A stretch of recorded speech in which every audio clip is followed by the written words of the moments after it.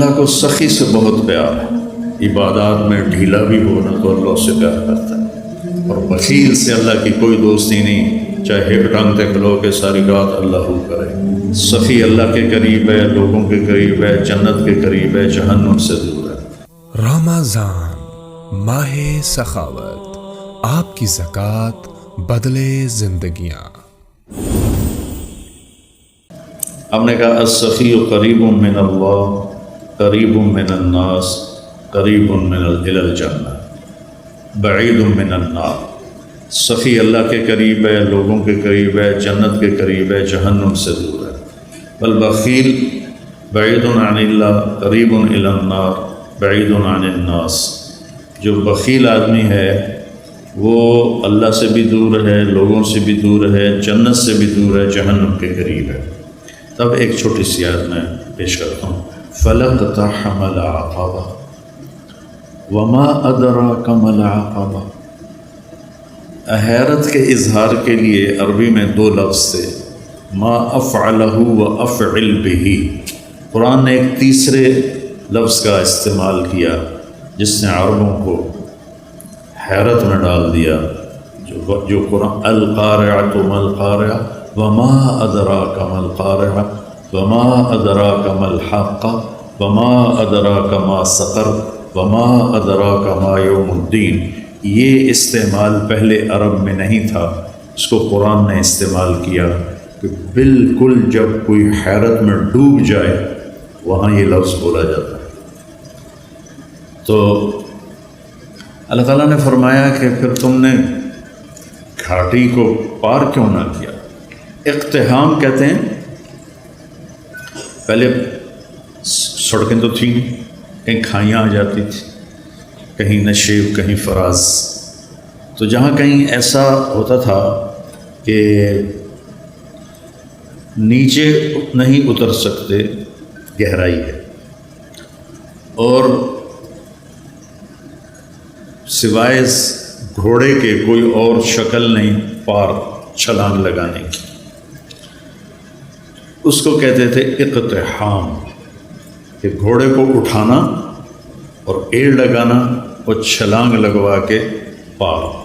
یہ ایک جان کا قرعہ ہوتا تھا کہ ذرا گھوڑے کا پاؤں پھسلا تو اندر پتہ نہیں زندگی پھر بچتی ہے یا نہیں بچتی۔ اور اس طرح گھوڑے کو اٹھانا وہ اس کو بہت زیادہ پریکٹس کروائی جاتی۔ یہ یوسف اور اس کا چھوٹا بھائی، یہ دونوں گھوڑ سواری سیکھ رہے تھے، تو چھوٹا تو جلدی ماہر ہو گیا، یہ بھی کچھ دوڑانے لگا۔ تو ایک دفعہ یہ گھوڑے پہ آ رہا تھا، میں گھر سے نکلا، میں نے پوچھا ہاں جی بن گئے ہو مولانا صاحب گھوڑ سوار کا؟ جی۔ میں کیا کھالا ٹاپ کے بکھاؤ۔ وہ کھیت سامنے کھیت تھا کھلا، اس میں فصل نہیں تھی۔ میں نے کہا وہ ایکڑ کے آخر میں جاؤ، وہاں سے گھوڑے کو دوڑاؤ، اور یہ جو کھالا ہے نا کوئی 2.5 فٹ کا 3 فٹ کا، اس سے گھوڑے کو پار ادھر لے آؤ تو میں سمجھوں گا تم گھوڑ سوار بن گئے ہو۔ میں نے کہا ٹھیک ہے۔ تو یہ اپنے گھوڑے کو لے گیا اور وہاں سے اس کو اٹھایا، اس کو اچھی دوڑائی، اور جب اس کے قریب آیا تو اس کو اٹھانا تھا۔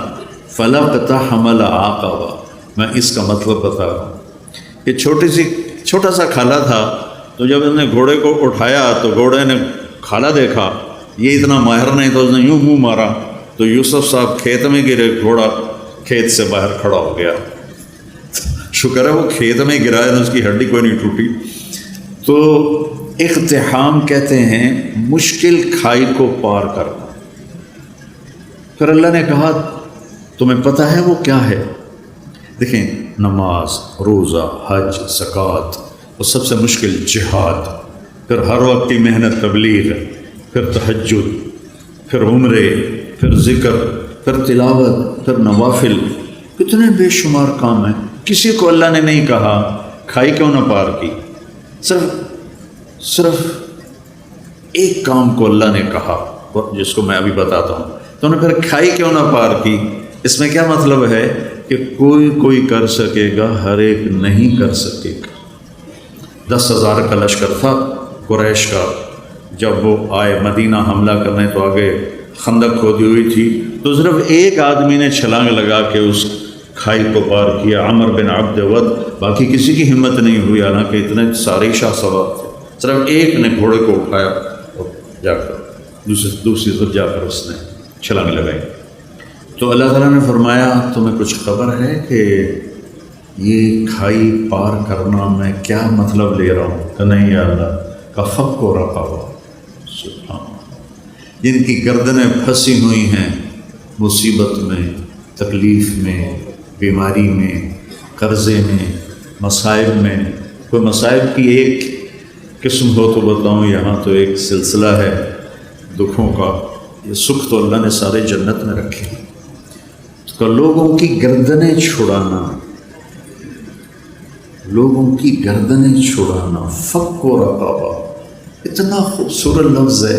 پہلے جو تھے نا غلاموں کے، ہم گئے تھے وہ تنزانیہ کے زنجبار ہماری جماعت گئی، نئی بٹ صاحب بھی ساتھ تھے، تو وہاں جہاں غلاموں کو وہ پکڑ کے لاتے تھے اور وہاں ان کو اندر قید کرتے تھے، پھر بحری جہاز آتے تھے تو ان کو بیچ کے آگے روانہ کرتے تھے۔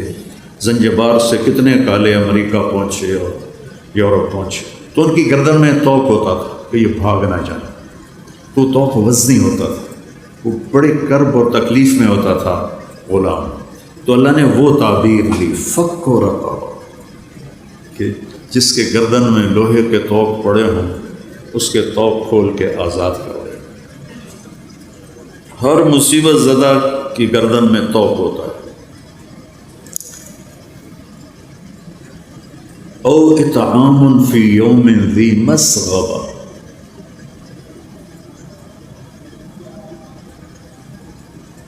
یتیما ذا مقربہ او مسکینا ذا متربہ، فی یوم ذی مسغبہ۔ صبغ کہتے ہیں اسبغ علیکم نعمہ ظاہرۃ و باطنہ، بارش ہوتی ہے نا تو ہم پورا بھیگ جاتے ہیں، اگر باہر ہوں پورا بھیگ جاتے ہیں، کہیں سے بھی ہمارا کوئی پہلو نہیں بچتا۔ تو اللہ تعالیٰ فرما رہا ہے کہ وہ آدمی جس پر بھوک بارش کی طرح چھا گئی اور کہیں سے بھی وہ نہیں نکل پا رہا اس بھوک سے، اس کو اس بھوک سے نکالنا، خاص طور پر جب وہ تیرا رشتہ دار ہو اور ہو بھی یتیم۔ رشتہ داروں میں کوئی مالدار ہو جائے تو غریب حسد کرتے ہیں اور مالدار تکبر کرتا ہے، وہ ان کے ضائع ہونے کی تمنا کرتے ہیں، وہ ان پر اپنے مال کا روب جتلاتا ہے۔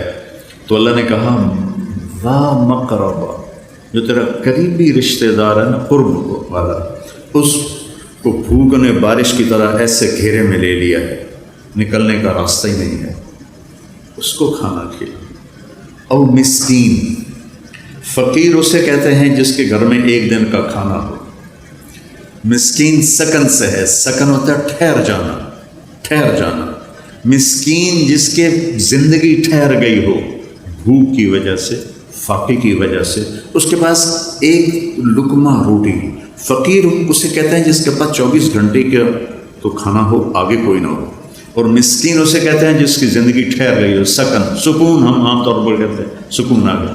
اس مسکین کو کھانا کھلانا، یہ ہے گھاٹی کو پار کرنا۔ اب اس ویلفیئر کے کام میں غیر مسلم بھی شریک ہیں، مسلم بھی شریک ہیں، تو پھر اللہ نے آگے اس پچھلے کام کی قبولیت کی شرط لگائی، ثم، صرف اتنے سے پاس نہیں کروں گا، ثم، پھر اس کے بعد تم کان من الذین آمنوا، تم ایمان والے بھی ہو، ایمان والے بھی ہو، ایک شرط۔ دوسری وتواصوا بالصبر وتواصوا بالمرحمہ، اور لوگوں کو صبر اور رحم کی دعوت بھی دینے والے ہو۔ پتہ چلا تبلیغ کا کام تو اللہ ہمارے ذمہ لگا رہا ہے کہ لوگوں کو خیر کی بات کرو، لوگوں کو صبر کی بات کرو، لوگوں کو معاف کرنے کی بات کرو۔ اولئک اصحاب المیمنہ، یہ وہ لوگ ہیں جو قیامت کے دن کامیاب ہوں۔ تو میرے عزیزو، یہ زندگی بھر کا سودا ہے، جتنا ہم اللہ کو دیں گے۔ حضرت ابوبکر صدیق کے زمانے میں قحط آ گیا تو لوگ بڑے پریشان ہوئے۔ حضرت ابوبکر صدیق خلیفہ تھے کہ جی کیا کریں کیا کریں، کھانے کو کچھ نہیں. کہنے کہ انشاءاللہ اللہ کی مدد آنے والی ہے. تو چند دن گزرے تو حضرت عثمان رضی اللہ عنہ کا قافلہ ملک شام سے 1000 اونٹوں کا، یوں سمجھیے 1000 ٹرالے اس زمانے کا قافلہ. تو جتنے وہ تاجر تھے بڑے جو تھوک والے، وہ ان کے پاس گئے کہ جی سودا کریں. کہنے کہ کیا دو گے؟ کہنے کہ 10 روپے کی چیز 12 میں لے لیں. کہ نہیں مجھے منظور نہیں. اچھا 10 روپے کی چیز ہم 14 میں لے لیں. کہ نہیں مجھے نہیں منظور. کہ اچھا ہم 10 روپے کی چیز 15 میں لے لیں گے، اس سے آگے ہماری ہمت نہیں. تو عثمان نے فرمایا کہ مجھے قیمت زیادہ لگ چکی ہے، لہذا میں تمہیں نہیں بیچوں گا. وہ کہنے کہ سارے جو ہیں تھوک کے تاجر وہ تو تیرے سامنے بیٹھے ہیں، تو اب کون ہے جو آپ کو زیادہ پیسے لگا گیا ہے؟ تو کہا تم سے پہلے میرا اللہ مجھ سے بات کر رہا ہے کہ من جاء بالحسنۃ فلہ عشر امثالھا، کہ تو عثمان تیرے 1 روپے کی چیز میں 10 روپے میں خریدوں گا. تو لہٰذا میں اللہ کو بیچ رہا ہوں. مدینے میں قحط ہے، میرے 1000 اونٹوں سمیت سارے مدینے والوں پہ صدقہ. تو اس رات حضرت عبداللہ بن عباس نے خواب دیکھا کہ اللہ کے نبی سفید گھوڑے پر ہیں، سبز پوشاک ہے اور سونے کی لگام ہے گھوڑے کی. تو عبداللہ بن عباس نے گھوڑے کی لگام پکڑ کے پوچھا یا رسول اللہ آپ سے ملنے کو جی چاہ رہا ہے. کہنے کہ عبداللہ آج تو میں فارغ نہیں، آج اللہ تعالیٰ نے عثمان کی سخاوت کو قبول کیا ہے اور جنت کی ایک حور سے اس کا نکاح کیا ہے اور اس کا ولیمہ پورے جنت والوں کے لیے رکھا ہے، تو میں آج اس ولیمے میں جا رہا ہوں. تو بھائیو اللہ سخی سے پیار کرتا ہے. وہ نا عبادات میں ڈھیلا بھی ہونا تو اللہ اس سے پیار کرتا ہے، اور بخیل سے اللہ کی کوئی دوستی نہیں، چاہے ہک ٹانگتے کھلو کہ ساری رات اللہ ہو کرے. سخی سے اللہ کو پیار